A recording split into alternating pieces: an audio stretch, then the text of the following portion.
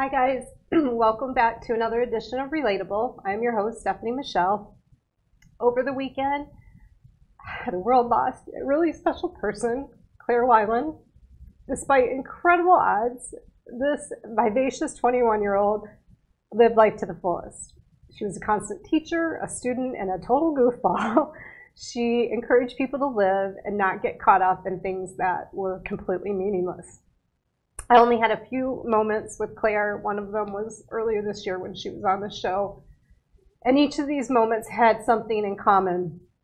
Claire had a way of lovingly getting you to feel every moment of the now.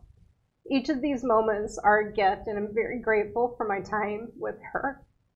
My sadness is not focused on her not being here, being gone, because I feel now that she's everywhere. And we need her everywhere. She is a mender to so many things that are wrong in the world. And I'm sad because in this moment, it feels like those things sometimes are winning. And maybe that's the point. I believe God calls us to be menders and help love progress in this world. So with Claire's laughter playing really loud in the background and her urging to be powerful, I believe in this moment that God wants us to awaken to the love that's around us and protect what is threatening all of that love. I believe my guest today got that message a long ago when she started her nonprofit, Worthy of Love. Mary Davis is the founder of Worthy of Love. Worthy of Love has been throwing birthday parties in Skid Row for children that are experiencing homelessness. She throws them at the Union Rescue Mission in downtown Los Angeles for the past 5 years. When they started their monthly celebration, there were only 15 to 20 kids that were homeless, and now there's almost hundreds, or there's at least 100 kids that are in shelters. At these parties, at the Worthy of Love celebration, each child that's born in that month gets to celebrate their birthday with other children. They invite their parents, they play games, they have party favors, they enjoy great food, and they get to play and interact with the Skid Row mascot, Skinny Cat. And Worthy of Love's goal is to give them a night that they'll never forget. So welcome with me, Mary Davis from Worthy of Love. Hi. Hi. Sorry, I tried. I'm so sorry about your friend. I want to share stuff with you afterwards. She's just a really special, really, really special person. So sorry. Yeah, thank you. But you know, I mean, she would love. Actually, I'm glad you're here with us because I love that we're actually going to be talking about kids and like just the importance of like really loving on them and giving them a chance because she totally would love that. So it feels like it was supposed to be you with us today, and I appreciate you being here. Aww. So, Mary, the first thing that I usually ask when a guest joins us is like, is there anything that you want to clear? I get to clear what I'm thinking of or what's top of my head, at the beginning of the show. Is there anything that you want to share that's like kind of pulling your attention today? Yeah, before I came here this morning, I drove around Skid Row because you're right next to Skid Row. Yeah. And I could not believe the amount of people I saw. Mm-hmm. There's tent after tent after tent. And some of the streets that I know like usually don't have tents, you can walk on the sidewalk, they were full of tents this morning. So I can't believe how many people are experiencing homelessness in Skid Row, which, as you know, is probably the worst man-made disaster I've ever seen in the United States. Working down there, do you see it kind of ebb and flow? Like, so you were surprised to see so many tents this morning. Have you been down on another day and it's like, oh, there's some hope here. Like there's not so many people out on the street. No. It's not been like that for years, actually. You feel it's progressively? It's gotten way worse in the last 3 years. You said hundreds of kids. Actually, there's 249. Wow. 249 children right here. Right here. Right now. Yeah. In Los Angeles, in Skid Row, which, I mean, the streets are no place for a child at all. So the Union Rescue Mission is the only shelter here that allow children. So the families can go together, and they have case managers that are amazing. Angels, City of Angels, this for a reason. Like they're angels, and they help these people get homes. But in the meantime, they're here, and there's 250 kids, so many, parents as well. Yeah. So you have an overflow of the shelter, and the CEO is an incredible person. He never turns away a woman or a child, and so they're like emptying out office spaces. Wow. To put cots in. Their whole gymnasium is full of cots. Never seen that before. Like we were used to 15 kids when we first started. Yeah. So to see that many, I'm heartbroken. How long do you know how long they usually end up staying? Like when we first started, they could stay for 45 days, and it was an emergency shelter. This is the last place that they want families to be is in Skid Row. So it was 45 days at first. Now they've extended it to 90 days because there's just so many, and these case managers are trying to get homes for everyone, but it's hard. So they're giving them more time. Yeah. But we get to see different kids constantly. And then, unfortunately, the same kids will come back in like a year or two. And but I cannot believe that we've celebrated over 6,000 children. It's amazing. Well, let's start from the beginning on that. So, what motivated you to do this? Like, what was in your heart to kind of go? I've got to do this, and specifically for kids. So, when I moved to Los Angeles, it was because it's the nation's capital of homelessness, and I wanted to help the homeless, and I didn't know what that meant. I knew Where did that desire come from? Were you my entire life? I've always been drawn to help the homeless. My parents even had a soup kitchen when we were younger, and they taught us to help the poor. Yeah. And then even in college or outside of college, when I was traveling, every time I would travel for work even, I would go to a city and then go to the corner and meet homeless people and speak to them and talk to them and try to remind them of hope and to keep going and to see them as people, not as bums on the street that you hear that phrase all the time. So I knew that was something I had to do. And when I traveled on semester at sea, which was my last semester of college, I took a ship around the world. I traveled with Archbishop Desmond Tutu. Wow. Amazing experience. Yeah, right. And he taught me something that really changed my perspective and worldview. He said to treat everyone you meet as a brother or a sister, and every child like they're your own. That was profound. Yeah. Because I kept seeing the world as them and us, not as we. Yeah. So I started seeing people as family. And how could you drive down Skid Row and see so many brothers and sisters in your family suffering, and then a child that's supposed to be your own? What are you going to do? And so when I saw Skid Row for the first time, I knew like I had to help, but I didn't know that there would be children. At first, all I saw was adults. Yeah. And so my husband and I met in Skid Row at the Midnight Mission. I'm going to hear this story too. Yes. Yeah. Like you fell in love on Skid Row. We did. Yeah. I remember that phone call to my mom. Hi, I met someone on Skid Row. She's like, what? Yeah. He's fine. But so we both had the same type passion is to help people. And we met volunteering with a theater nonprofit that is incredible. It's called Los Angeles Poverty Department, LAPD. Oh, cute. And we met doing this with adults that were recovering in Skid Row, which not a lot of people know. Skid Row is the most recovering area because you have so many services right here. So for addicts, this is the place to go to get treatment. But then everyone's contained together. And so it's kind of hard for our friends that we've seen go through addiction to get clean in Skid Row, but then have it all around where they live and everything. Well, like, and we had Officer Dean Joseph on a couple weeks ago, and he's like, and there's actually people, evil people, because they just are, that prey on that too, that they know that they're going through programs and stuff, and they're out there kind of tempting them with Officer Joseph is amazing. He's come to Worthy of Love, and he has the best dance moves. Really? He really does. He's amazing.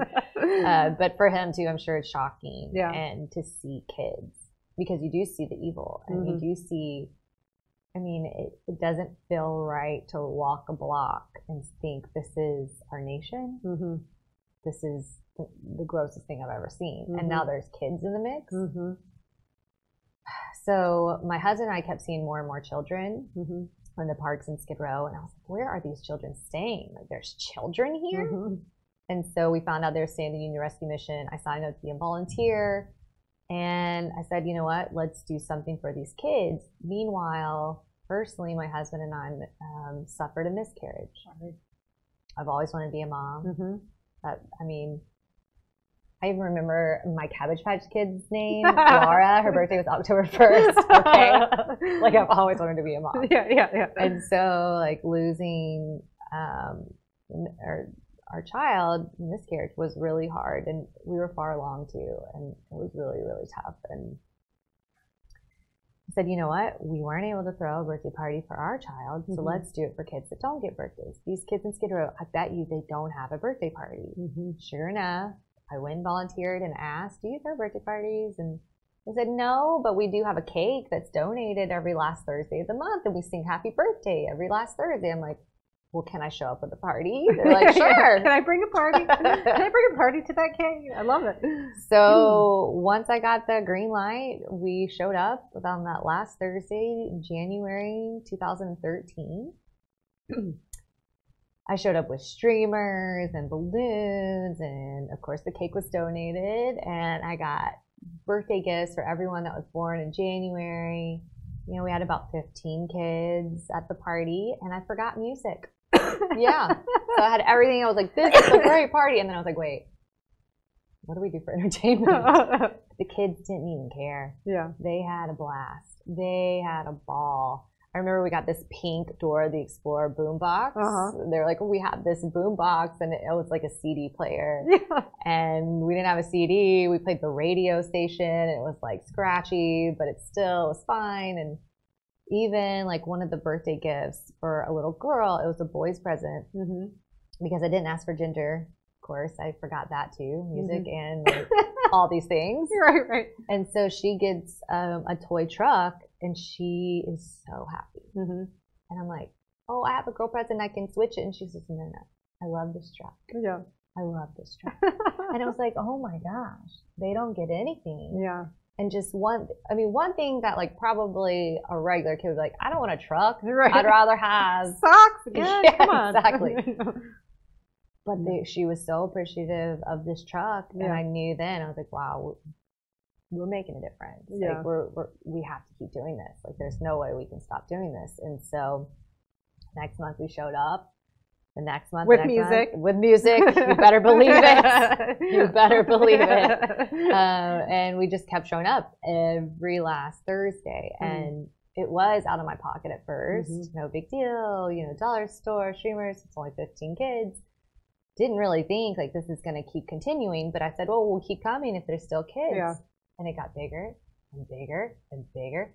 And we couldn't fit into this little family room anymore. We had to go into the gymnasium because it was so big. And then now we're on the rooftop, and it got bigger and bigger. And now, like, we had half of the rooftop full. Now it's the entire rooftop. There's so many kids. And I got to tell you, it's bittersweet because we have so much fun. And you see, like, the delight and the impact right away, immediately, because these kids are having a great time.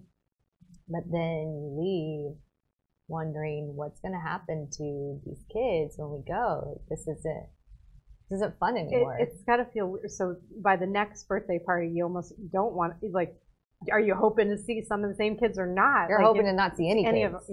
No kids at all in Skid Row. I want to be retired. I don't want to be. I'm having fun. Like, this is great. And you see the impact, and it makes a difference. And it's a beautiful thing.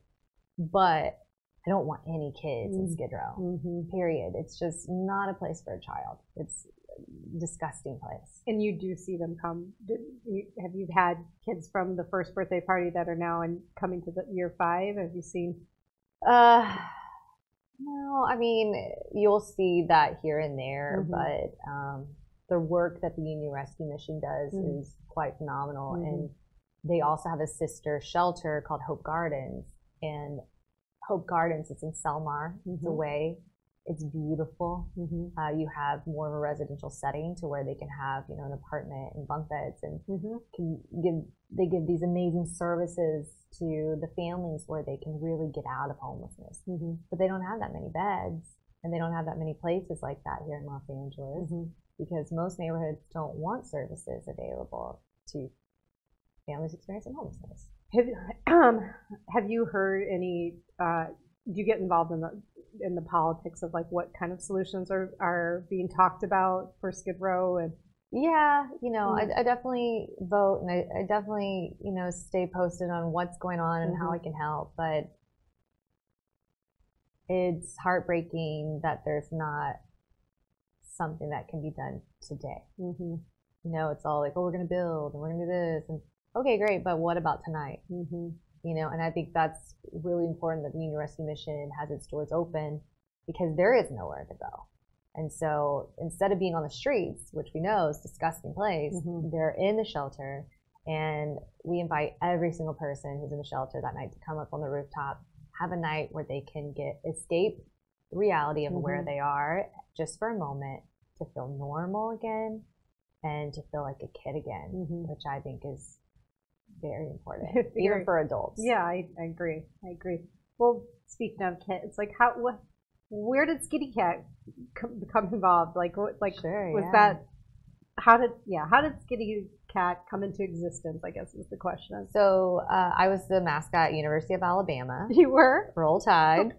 What were you? Roll Tide. What was an elephant? An elephant. Interesting. Yes. And I taught mascots around the nation with the Universal Cheerleading Association. So I taught collegiate mascots all over, and mascotting was my thing in college. And so I told my husband, I was like, oh, mascot would make the kids really happy. Yeah. So we have Skitty Cat, which stands for Skid Row, Skitty. And Skitty Cat is played by my husband. I knew it. I was going to ask. I didn't know. I was like, should I ask her? I mean, it is kind of a top secret thing. Our DJ, which we have music now, we even have a DJ. He didn't know for 2 years who Skitty Cat was. He did not. He had no clue. That's funny. So he plays the role of Skitty, and it's been very healing for him too after a miscarriage, like to do something like this and to be around the kids and to see like the delight on the face. But Skitty Cat's a totally different thing because I mean the joy that you see when a kid hugs you, and the thing is like they don't want to let go. Yeah, it's safe. It's it's Skitty, and so for him, over the years, it's been very healing for him to play that role. Yeah. Oh, that's so. And so you had contact, like what did you always feel it was going to be a cat, or like did you? No, anything. And she's not a cat; she's a lioness. Oh, she's a lioness. She's kind of. A lot of people think she's a cat, a regular old cat. She's got like a backstory, like Hello Kitty. She is a lioness. Exactly. And she's a she too. Yep. Which, you know, Ari used to wear a pink skirt, but not anymore. Yeah. Got shorts because girls can wear shorts. Yeah, absolutely. And so Skitty has definitely brought a lot of delight. Does Skitty have a dance or a thing that... Yeah, and sometimes my husband dances like that outside of the suit, and I'm looking at him like, honey, you're not wearing the suit. You're not wearing a suit. Those dance moves do not work. But one of the things that we do at every single party is at the end, Skitty Cat will come out, and then we'll get all the kids who had birthdays to go into a middle circle. And then everyone else from the shelter that's there at the party to get in the outer circle. And we'll hold hands, and we look in each other's eyes, your left and right, and say, you are worthy of love. And then we sing the song Stand By Me, which we definitely have music now, and that speaker is great. The DJ. Everything, but Stand By Me, and we sing that together. We've been doing that now for 5 years, and it's a beautiful thing to just let these kids know that they are special, they are worthy, and that there's some hope. So the kids actually turn to other children and say, you're worthy of love. Yeah. Wow. Have you ever had a child ask what that means? Like, you know, or kind of talk about like just that? Like, well, we do say you are worthy of love. Your birthday is a very important day. And we also say in the beginning, like, we sing happy birthday to the kids that were born that month, but we also say, now tonight we're going to celebrate like it's your birthday. So on the count of 3, I want to hear your birthday. Ready? 1, 2, 3. April 27th. What's your birthday? Mine, December 23rd. December 23rd. And so that night we celebrate you. And then when we do say you or we love, we also say your birthday. It's a very important day. So these kids will think about it. We hope when their head hits the pillow that night in the shelter, they remember, I want to be a blast. Yeah. So you're not even, so like the kids that it's their birthday month, they get to feel that love and like that celebration, but you're also planting the seed in kids that have their birthdays coming up, you know, to remember that. Yeah, and I think I would imagine that gives them hope. They're like, yeah, I get this day soon too. Yeah, you hope so. Yeah. I mean, you don't know the situation that they'll be in tomorrow, but it could be foster care. It could be, you know, you're back on the streets. It could be you're in your family's car. It could be in a number of things, but having like the photo booth that's there, just having pictures of your kids, that's something they don't have in the shelter when you're going from place to place. So having a picture, and then even for the kid, if they're going to foster care, they have a picture of a great memory of them and their family together. What is our foster care system like? Do you know anything about like? So overcrowded. So there's not enough people to take kids. There's just too many cases. There's too many cases. And what do you do when you can't afford to live? I mean, what do you do? It's hard. And if you've ever been evicted, to get a place to live after that is really impossible. It's a tough situation all around. So these kids, I've seen, the positive thing is they're resilient. Very resilient. And so I think that's gonna, you know, if they can make it in Skid Row, they can make it anywhere. You know? Yeah, definitely. What gives you hope when you see them? Like, what does any conversations or just things that kids kind of see or share? Anything stand out? I know you just had the party, right? Yeah, just Thursday. And it was your daughter's birthday too? Yeah, so we had a baby girl, Ziva, who was born during the solar eclipse last year. Wow. And her name means radiance, brilliance, and she is a bright light. She got to come to Worthy of Love, and she actually did a fundraiser for Worthy of Love for August. Instead of birthday gifts, she asked for donations for that party, and she raised over $2,000. Whoa, I know, that bright light, right? Yeah. And so she's really changed her life. She's just such a beautiful little being that, yeah, I mean, everything I've ever wanted. You know, way better than a Cabbage Patch Girl. Yeah. But here she is, our little miracle, and already changing the world for her first birthday. And we had a unicorn and rainbows theme because after the storm, there's always a rainbow. And so she is our double rainbow baby because we did have 2 miscarriages. We had another one a couple years ago, which was really hard. But I think Skitty Cat and I held the kids a little tighter after that. And then we were able to have our own. And I was in a wheelchair pretty much every Worthy of Love party when I was pregnant because my husband didn't want me to do the split or take any chances. Is the split something you're known for doing at these parties? Yes, that's how I get my street cred, girl. Okay. That's how I'm in with the kids. You do the split. That's awesome. But yeah, you done their breakdancing and just like tearing it up?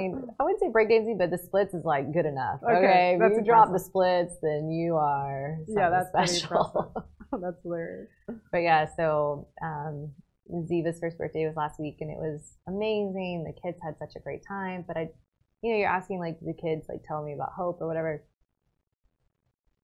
No. It seems dire straits there in the Union Rescue Mission right now. There's so many kids, there's so many people. It seems that the parents are more stressed out than normal because there's just so much going on and so many kids. There's this one little girl that held on to me for about 45 minutes at the party and wouldn't let go. And I didn't want to let her go either. Just gave her all the love that I could. And babies like that, you just want to take home with you. And as a mom now, I want the best life for my daughter, the very best life. 1 hour in Skid Row is a lot for her.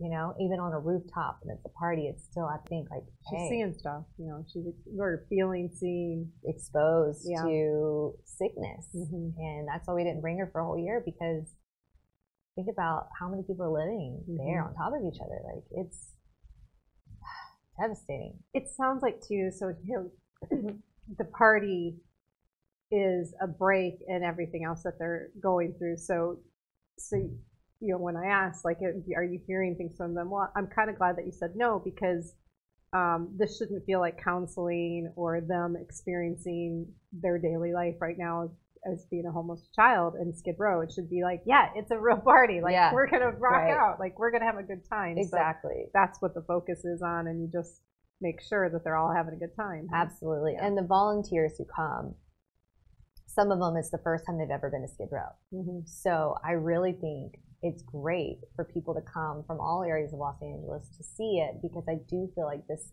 issue is invisible. Yeah. You don't hear of children in Skid Row. Nobody hears about that in Los Angeles. Nobody. Yeah. They hear there's a lot of people in Skid Row, that the homelessness has gone up. We've heard that there's more elderly people in Skid Row as well. But you don't hear about the children. Yeah. And why not? Well, so this, you know, what I think Mary's saying is that this is another opportunity if you wanted to come down and work a soup kitchen. And, you know, a lot of people try to do things like that around the holidays, but you've got this party going on every month. And you can come on your own birthday month and do that. Absolutely. We love to have people come and bring a group.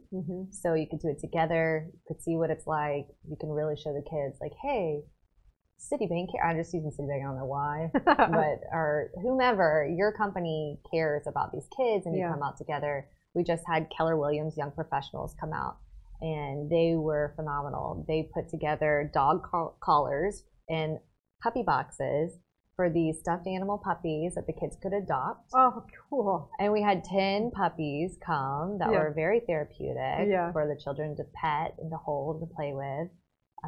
So each month we like to do something special and fun for the kids. And it is, I mean, I know the first party without music, that was pretty lame, but these parties now are You're never going to let that happen again. I mean, it's different now because we have so many people helping. Yeah. And our volunteers are phenomenal people. Some have even volunteered for the last 5 years, 6 years. I mean, you didn't have to look too hard when you started the organization of people that wanted to help. And we have a volunteer list, over 200 people that have come and helped, and just truly angels. But we want these kids to know, if we see you, you're important, and this is our future. You're in Skid Row, and we don't want that cycle to continue. So where when they have kids, they're homeless too. Like, no, let's stop this. Let's give them affordable housing. It's a struggle. It's a heavy day today. It is a heavy day. It's a heavy day.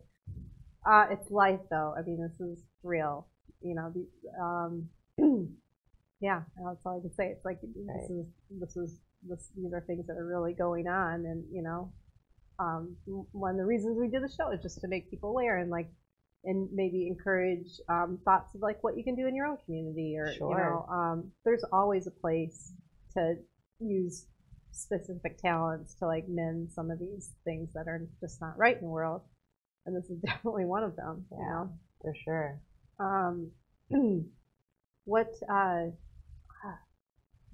Lost my train of thought. What's some of the needs of your organization? Well, every time we get more money, I do something even cooler for the kids. Because we need the money, first of all. There's so many kids, and we're not used to that. So our budget has all of a sudden doubled because, you know, I called my ice cream vendor, hey, we need you again this year. And they're like, oh, last year we had you down for 102 kids. I'm like, change that to 249. So, you know, something that's $700 last year is $1,400 plus this year. So our costs for these parties have gone up and up and up. But yeah, I want to continue to be able to do these types of events for them and keep them amazing and fun. And we've been getting birthday gifts for every single kid, not just the kids that were born that month, because what we learned is there's kids that don't get to celebrate their birthdays and never have before. Wow. And that's shocking. I'll never forget a little girl crying her eyes out during the birthday song, and I'm like, what? Why are you crying? Like, this is supposed to be happy birthday song, happy. And she's like, I've never had a birthday party before. I'm happy. And that is, whoa, wow. So I think the relatable thing with our volunteers and kids that are going through this is the celebration of your birthday. Yeah. And everyone knows how to celebrate your birthday. Yeah. But if you've never had one, and this is new to you, wow, what an experience. And a lot of moms have come up to me and said, this is our first night at the shelter, and we've never expected a birthday party like this. Yeah. Thank you. Yeah. And to be able to give that to a parent, to be able to celebrate their child, and something that, I mean, to me, birthdays are holidays. Like, yeah, we're celebrating. Yeah. But to be able to give that gift for the parent to their child is very important. Well, it's fuel, I think, too. I mean, especially for the parents, like, you know, nobody wants to be on Skid Row, and not much less with their children. And so having that moment of like, oh, this is bliss, and there is love here, and, you know, my child is happy right now, and I feel good because that's happening for them, and I'm feeling it. Like, to me, that probably gives them a little bit of something in their tank for the next day of things that they're going to have to deal with, you know, that are real. And for me, it's opposite. Looking at my past, like, okay, there were so many happy memories. The bad stick out. I feel like in this situation, there's so many bad memories that good one, yeah, is going to really stand out. And that's what we hope. Yeah. Yeah, I love it. I want to go to the party. You have to come. I think, well, I'm sure it kind of, because my birthday's towards the end of the month, it probably falls around. September 27th. Yeah, the December. 23rd. Yeah, what's the December date? I'm going to look at the calendar. We'll have to look at the calendar. You got to come for your birthday. Oh, we definitely have to go. We're so close. Is there anything else that, like, it's important for you to just kind of share with people to say, hey, this is why we do it, or you're probably not aware of this? Like, what else stands out that's important for you to say about this work? Well, I just think that the amount of kids, I can't stress it enough that there's an emergency 5 years. Let's just go through those numbers again. Yeah. So you started 5 years ago. Well, there were 20 kids. Almost 6. There were 20 kids that were homeless. Only 20. So in 5 years, it's gone from 20 to 249. That's something. Yeah. Yeah. And just came out of nowhere. Like, was it gradual, or did you kind of just? I think it was, because I remember like 3 years ago saying, oh wow, we have 60 kids this month, you guys, 60 kids, and then, you know, 100, and then now 249. I mean, it just got worse and worse, and I'm shocked. Do you get a little bit of information about the kids, so you know, like what age groups, you know, so you can buy gifts?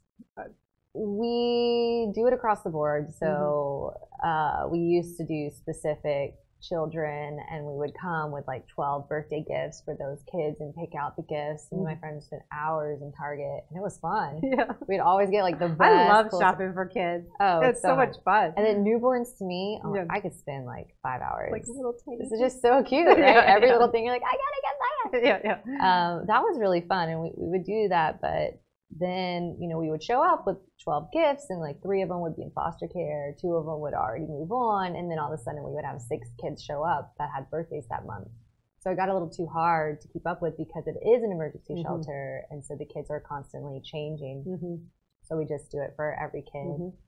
Teddy bears are one thing that they love, because we put little t-shirts on the teddy bears that say worthy of love, and so for me that's important. I know it seems like, oh well, it's just a little teddy bear. No, I actually, like, they can hold on to it. It could be a pillow. It's like, yeah. And for me, the reason why I started, or the name Worthy of Love, the reason why I named it Worthy of Love, because when I was 5, we moved to a different city, and it was my birthday, and I thought, well, no one's gonna know me, no one's gonna know it's my birthday, you know, that we're not gonna have anything for my birthday. This is sad for me, and I felt lonely, and what am I gonna do? This new school, this new everything. Well, my teacher knew it was my birthday and got me a plaque with my name spelt right and everything. My nickname is Mandy, Mandie. That's why I go by Mary. It's a lot easier to spell. Anyways, Mandy's my nickname that my whole family calls me, and she gave me a plaque that said Mandy and what my name means, and it means worthy of love. Yeah.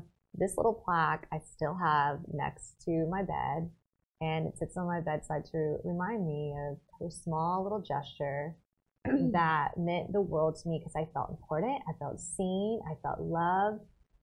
And my name, wow, what a name. Yeah. Worthy of love. And so those little teddy bears to me are like the plaque that I hold on to. Yeah. That they can remind themselves, hey, remember that night? Yeah. I'm a special person. What I love about what you just shared is two things really, that you took something that could have been a bad memory and you used it to like create great, awesome memories. And then the idea that like such a little thing, like I don't know the behavior, the habits of this teacher, but like she took the time, she took the time to do this little thing that has been with you your entire life.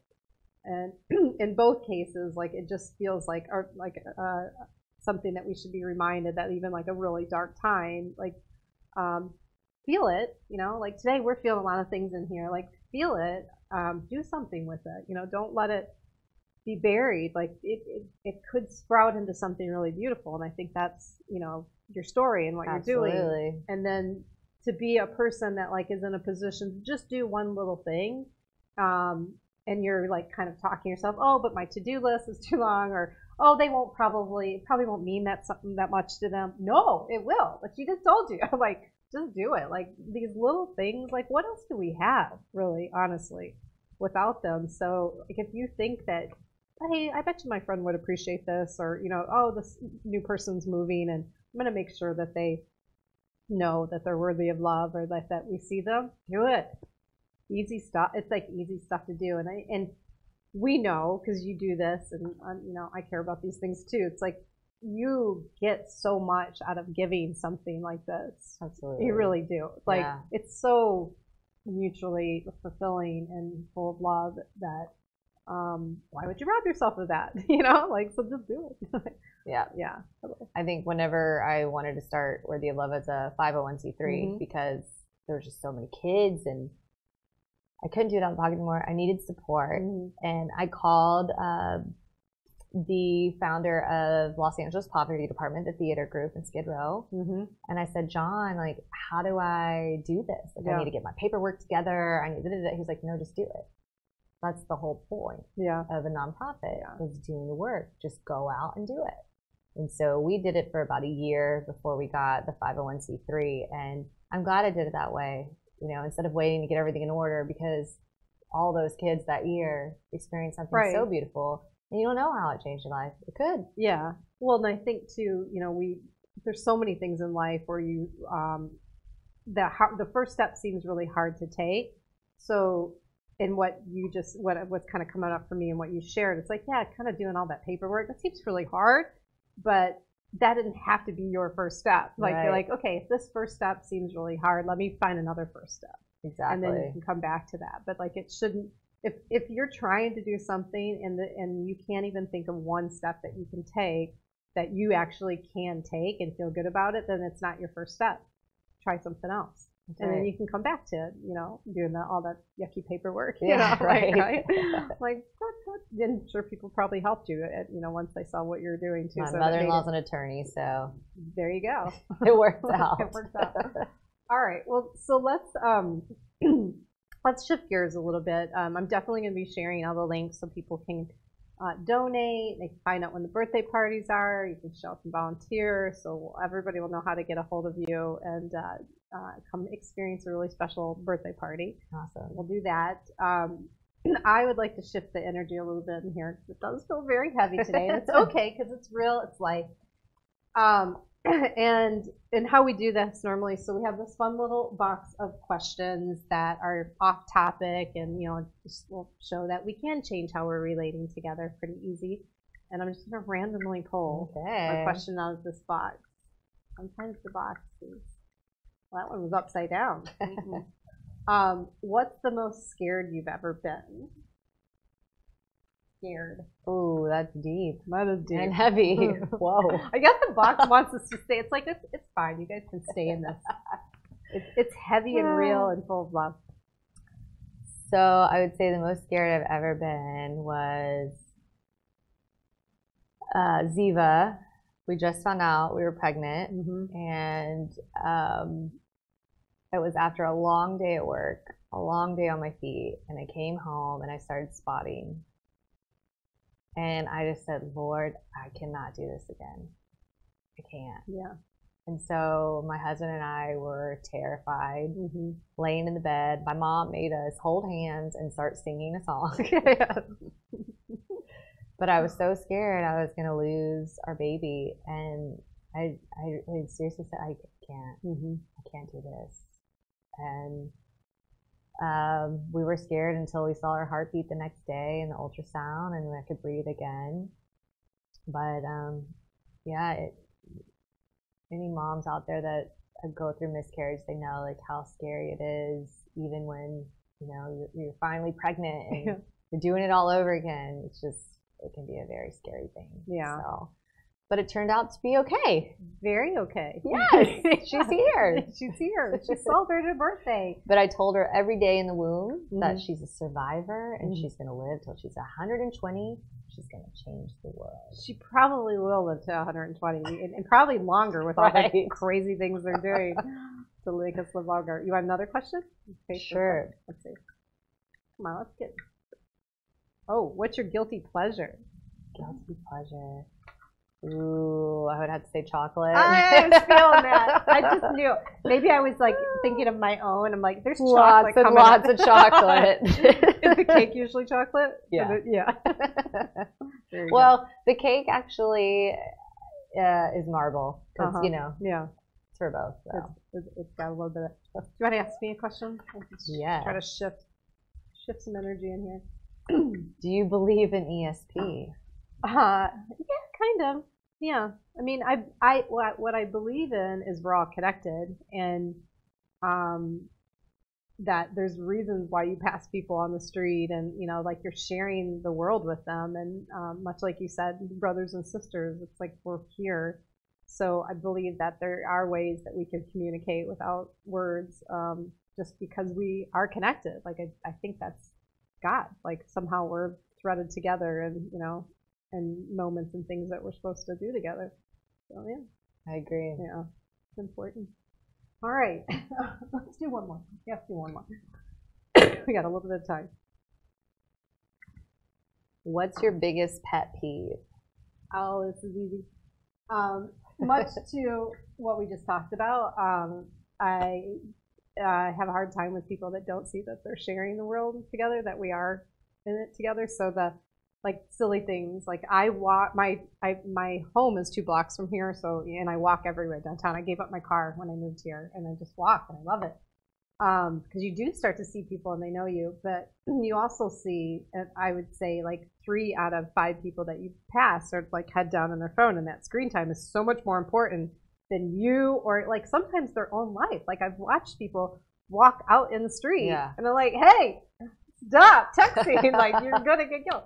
So this whole idea of like, head down, I don't see you, I'm not in this world with you, like this is more important to me. And I don't think everybody's really that conscious of like that choice that they're making, because a lot of app developers and tech is meant to like to get you addicted, so you're kind of like always wanting that text or that alert from the phone. So I think it's a little bit of bad programming that's going on. Then like, wait, we need each other. You should look up. We're here. And I'll be silly about it too. Like sometimes walking with friends and stuff, and I see someone coming, and I'll be like, look up, look up, look up, look up. Look up. Like, they're like, what? I wish I had a shirt. Like, are you going to walk or are you going to text? Like, pick one. Pick one. It actually should be illegal. It kind of really, really I mean, should. it is for driving, but, you know, if you're in a big city, Walking, like, so many people crossing the street are, like, head down on their phone. I agree.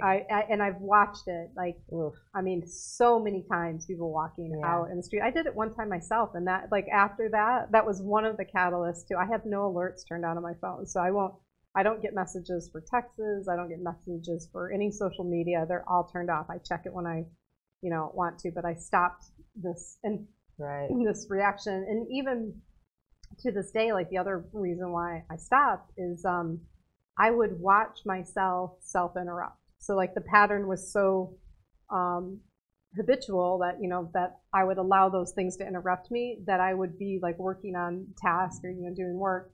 And before a task was completed, I would be like doing something else and so like just moving around like, this is chaos. So I'm like, this has got to stop. So I do recommend, I say it on the show all the time, turn all your alerts off. I mean, the phone, like, and you have some code between like your husband or your, you know, your parents. It's like calming, you know, something that they know, like, hey, this is how you get a hold of me, or you only keep on certain alerts for certain people because it is your family, you know, that most of that stuff should be off.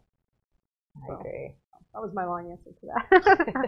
All right. Well, so we are getting close to the end of our time together, and we get to do two more things together. So the first thing is we always ask guests if they're willing to share a Heartswell, which is basically just a dedication to someone that they just want to like give some words to and give them a shout out. The reason why is I like, hey, I want everybody to see it's not so hard and we need this. That you form an entire charity on the simple fact that we need this reminder you're worthy of love, and it's made a difference and you've seen it and you know how important it was in your own life. So I just think these simple acts of like speaking words onto people are like really important and we need it right now. So I hope that people see it and they go, oh yeah, I'm going to call somebody today and like give them some words too. Even if the words are, hey, you're worthy of love. That's fine, right? So first of all, are you willing to give a Heartswell to somebody? Sure. And do you have somebody in mind? I mean, it could be somebody's if you want to. Yeah, I have a lot of people in mind. That's the hard part. Okay. I'm trying to think of one person. You can do it. Are they living or? There are no rules to Heartswell. No rules. Yeah. Okay. You literally can use it for whoever you want. Well, right before I drove here, I was in Skid Row, as you know, and I stopped at the Lamp community where a dear friend of mine, Linda Harris, used to live. Mm-hmm. She passed away a couple years ago, but her husband, Robert, he still lives there. And I didn't have time to go in and see him, but I talked to a guy outside and I was like, hey, is Robert there? He's like, Robert who? I was like, Linda Harris's husband. He said, yeah, he's here, but Linda died, you know. And I said, yeah, I know, but I know she's not alive, but I really want to do a Heartswell to her. Yeah, absolutely. Linda, thank you so much for believing in Worthy of Love, believing in this little white girl that you would call me and tell me that I was a sister to you and that I really was going to change Skid Row for the better. You really gave me the hope, but the bravery to keep going, and every obstacle that we face to just keep going in spite of Skid Row. And I miss your laughter and your sense of humor. Even in a devastating place like Skid Row, you always said we have to laugh, we have to smile, we have to remember what this is all about, and that's to celebrate each other, celebrate life, and to keep on keeping on through it all. And you taught me that. You taught me to dance. And I'll never forget Skid Row karaoke on Wednesdays when you would sing that song, I Hope You Dance. And I look at that video all the time and keep reminding myself, even though there's so many kids in Skid Row and what we do, it's not always easy, but I want these kids to be able to dance too in their situation. And so you taught me that, and I'm always grateful for you. Thought I would tell Linda that, and also a memory of Claire, because these bright, amazing, special people will always be in our hearts, and their memories will always be a blessing. I agree. Okay, so Sorry. it's all right. This is one of the reasons why we live stream, because, and I shared this with you before the show, is there's so much augmented reality in the world, and we're comparing ourselves to it. We're like seeing everybody's happy, real on social media, and that's not always real, and this is real, and we're meant to feel it, like we're meant to connect over these things and stuff. So it is what it is, right? We're going to be sharing tissues when we get off the show. But and you know what? If people are watching and you haven't cried in a long time, I think that's a good thing too. So I think it's all special. So thank you for saying that. Like I said, we're going to share how you can get a hold of Mary. The website is worthyoflove.net, and we'll share all the social media. And the last thing we get to do together is I always try to issue a social challenge of the week. Just something, for people to kind of go like, yeah, I'm going to try this. And what I'm leaning to, and if you want to add to this, or if you have some other thoughts, let me know. I'm leaning towards like, just live, like just live. Like if you, whatever that means to you, like if in a moment you're like, you know what, I want to do more in this moment. I just want to really feel this or do this. Like I'm just going to really live and feel this moment. That's the social challenge of the week. I feel like just sometimes for me it's the to-do list. Like just put the to-do list down, dance, like get up and move, put out a favorite song. Maybe really, even do the splits. Maybe she does the splits. Maybe the splits. Yeah, we might have to see that later. But just do something to its fullest, and whether it's silly, whether it's a good cry with someone, just do it. That's the social challenge of the week. Does that feel good to you? I love it. All right. So we're just gonna live in a huge big way in honor of our friends that we have mentioned today on the show. So I really thank you for being here. Next week the whole studio is gonna go to the dogs, because we are going to have a dog art curator named Rocky and his human mom that are bringing this really cool art exhibit to Los Angeles called Dogumenta, and it's basically like art in a park for dogs. And dogs are meant to interact, and I mean interact. They can like pee on stuff. They can do that. So our studio dogs are going to be here. Rocky's going to be here. We hope that it's going to work out that they all stay on camera, but we'll see how it goes. But Rocky for sure will be here, and that's going to be great. So studio's going to the dogs next week. If you watch this week, you're like, oh, I got to cry. Next week, you'll get to see fluffy, fun little dogs that we will not be crying. I'm sure we'll be laughing. So thank you, Mary, for being here. Thanks for having me. Just going to close the show like I always do, guys. Just relate with more curiosity. It can be with love, but usually curiosity opens up to love. So just be more open to learn about people and connect with them. See you next week.